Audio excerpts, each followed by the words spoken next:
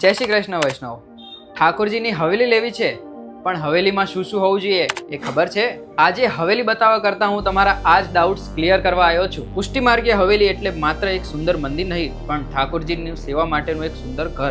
હવેલીમાં સામાન્ય રીતે સિંહાસન, ખંડપાટ, ભોગપાટલી, બે બંટાજી અને ઉપર શયનખંડમાં જવા માટેની સીડી હોય છે. અને શયનખંડમાં બેડ અને પાછળ મિરર જેવી સુવિધા આપણી દરેક હવેલીમાં હોય છે. હા વૈષ્ણવ, હું પોતે વૈષ્ણવ નથી, એટલે ઠાકોરજીની સેવાની વાત કરવામાં મારી ક્યાંય ભૂલ થતી હોય તો કોમેન્ટમાં ચોક્કસથી મને સલાહ આપજો. હવે વાત કરીએ હવેલીઓની ડિઝાઇન અને વેરાયટીની. કોઈ હવેલીમાં સિંહાસનની પાછળ સમર ઢોળતી સખીનું સુંદર કાર્વિંગ હોય છે, કોઈમાં અલગ માતાજીનું સેક્શન, કોઈમાં ઉપર ટેરેસ, તો કોઈ એકદમ સિમ્પલ અને રેગ્યુલર ડિઝાઇનમાં હોય છે. અને જો તમને વધારે નકશીકામ અને યુનિક ડિઝાઇન પસંદ હોય તો એવી હવેલીઓની પણ અમારી પાસે મોટી વેરાયટી અવેલેબલ છે. લગભગ 2 ફૂટથી લઈને 5 ફૂટ સુધીની પહોળાઈની હવેલીઓ અલગ અલગ ડિઝાઇનમાં રેડી સ્ટોકમાં હોય છે. એટલે જ હવેલી માટે કોઈ અલગથી કસ્ટમાઇઝેશન કરાવવાની જરૂર નથી. તમારી પસંદગી પ્રમાણે રૂબરૂ જોઈને પસંદ કરી શકો છો. અને ખાસ વાત, અમારી પાસે પવિત્ર સેવનના લાકડામાંથી બનેલી હવેલીઓ મોટી વેરાયટીમાં હોય છે. હા વૈષ્ણવ, અમે ઓનલાઈન ઓર્ડર કે ઓનલાઈન ડિલિવરી કરતા નથી, એટલે હવેલીને રૂબરૂ જોઈને અને સમજીને પસંદ કરવા માટે